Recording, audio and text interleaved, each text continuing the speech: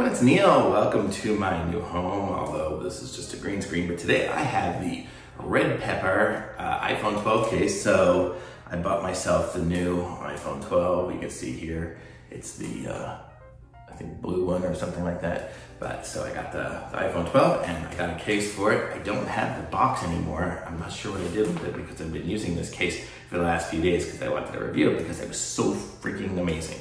So it comes like this, and it's got the two pieces, and you see there's the little back piece there, and the front piece, or actually this is the back piece here, and the front piece. So you put the phone in the back piece, and you line up the little camera stuff, and then you put the front one on, pretty basic here, and then it snaps into place.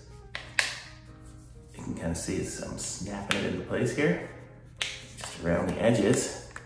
And there you go. Now it's got it in the case. I think I got it all in there. Yep, so there you go. So it lines up perfectly. The screen works just like, it works great, you know, to just do your apps and everything like that. The touch screen through the little screen protector. I don't even know I have the screen protector on. This is so cool.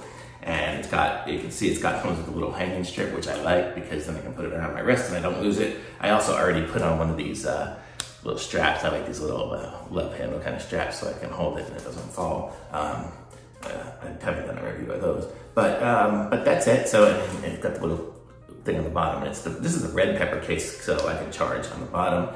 I don't know. I mean, I think the phone's pretty waterproof already, so probably don't need the whole little thing on the bottom.